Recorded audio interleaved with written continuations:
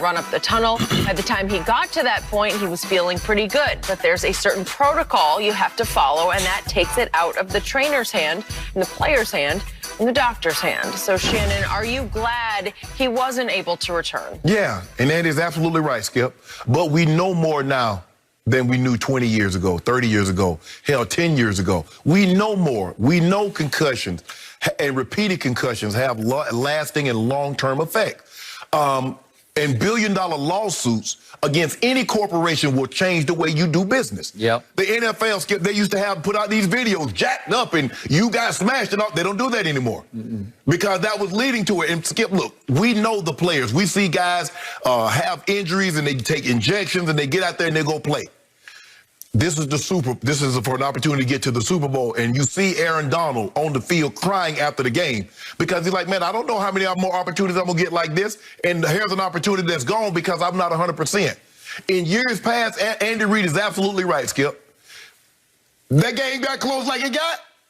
He came running right back down at the tunnel, and then put his butt in there. But the NFL says, we're going to, you know what? We're going to take it out of your hands because you're going to do it in the best interest of the team. And the player says, you know what? The player's going to do what my guys need me, Skip. They counting on me. I got to be superhero for them. So the NFL says we're taking it out of the team's hands. We're taking it out of the player's hands. We get independent doctors and neurologists on the sideline. And for most part, Skip, when a guy get dinged, he ain't coming back in the game.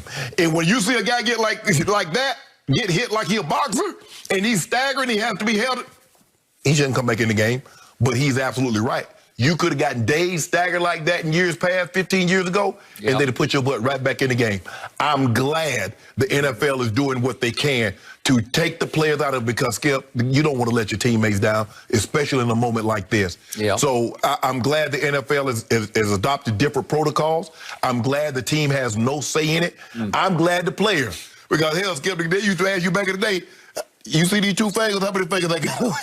You have to go repeat what you said. You said you had them two. And I run back in the game. So it happens.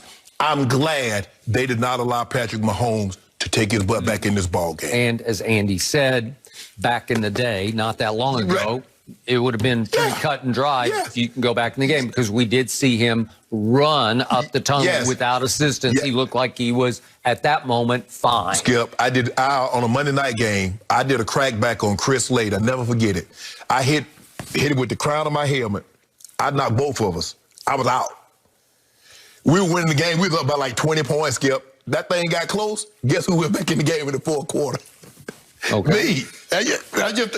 Skip, we didn't know. I mean, we know, Skip, you got your bell rung. I didn't even hear the term concussion until I was damn near probably like 8, 9 years in the league. You got dinged. You got your bell rung. Skip, nobody used the term concussion.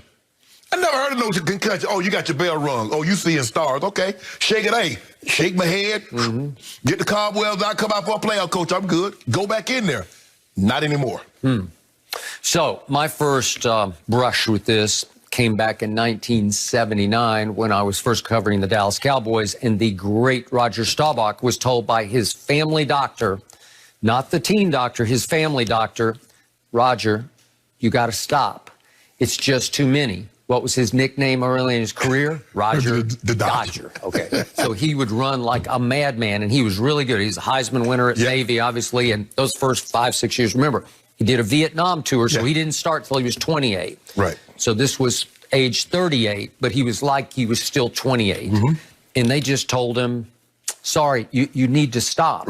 Team doctor said, you're fine, let's go. Of course. And Roger said, for the sake of my children, my wife, I just have to stop. And it was a shocking announcement in Dallas-Fort Worth because he was it.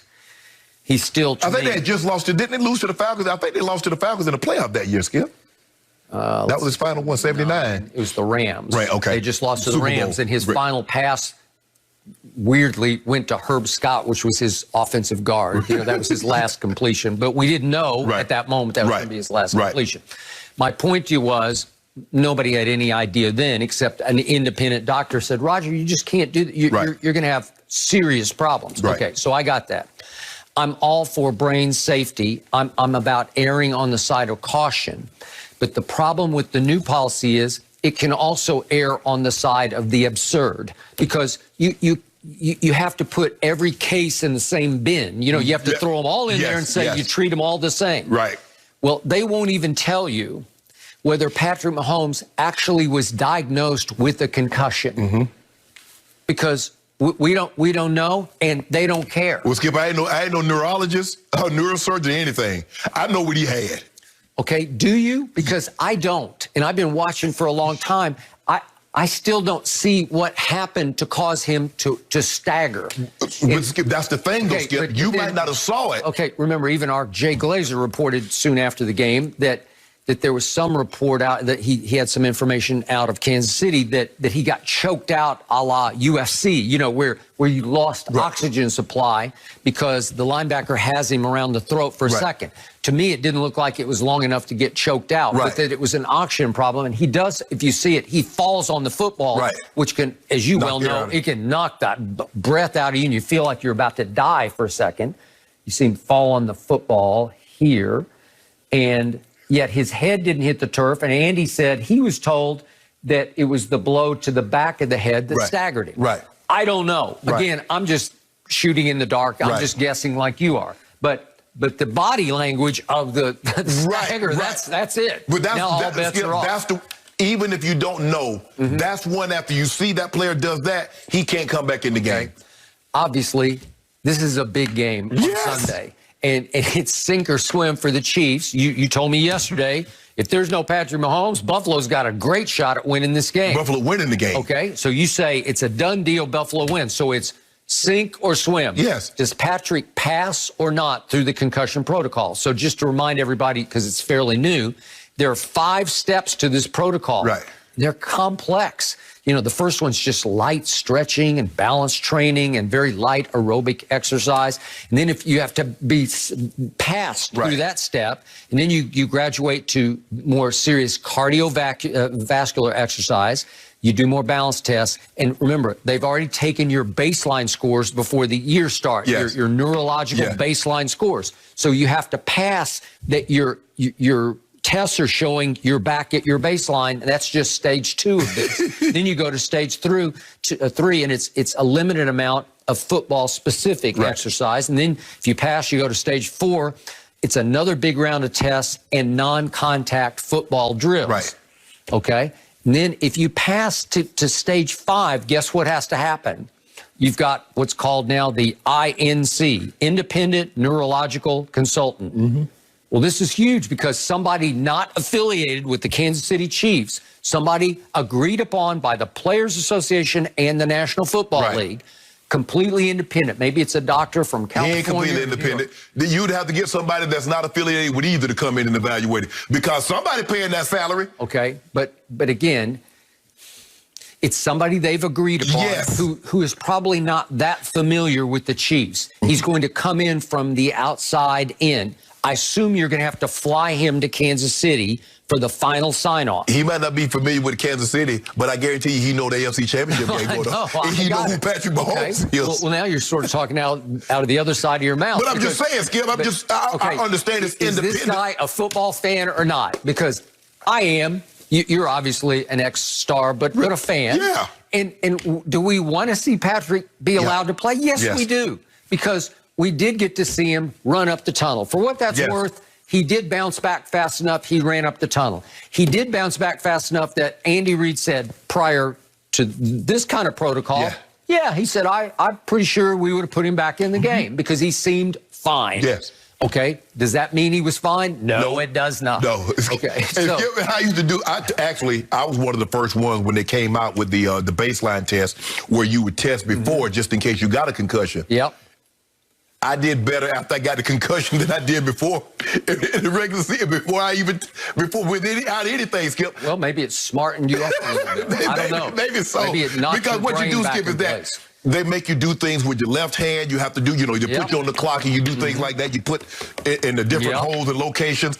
But Skip, after seeing Patrick Mahomes, Skip, you know he wasn't going to be able to come back, especially in like you said, during today's protocols.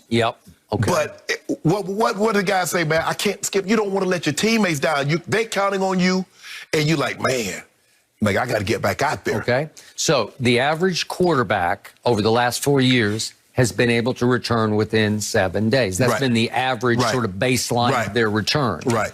Does that mean he would be cleared? I don't know. I tell you what, if I'm a Buffalo, I ain't worried about no quarterback sneaks. He ain't quarterback sneaking, Skip. Well, I wouldn't be worried about any more option plays. No option. He might scramble on his own, but nope, they're not going to call any more runs. Unless it's 4th and 1 with the game on the line. Yep. And you dive over from the one, Patrick Mahomes is not going head first into anything. So fortunately for Patrick Mahomes, he doesn't have an NFL history of concussions. Correct. There's no cumulative buildup yet. Right. He did have one it was reported at Texas Tech, 2014. He was yanked from a game because he was woozy, and they had a bye week, so he got a break, and he came back on schedule to play the next game. Right. So that's the only sort of reported concussion in his whole history. Yeah.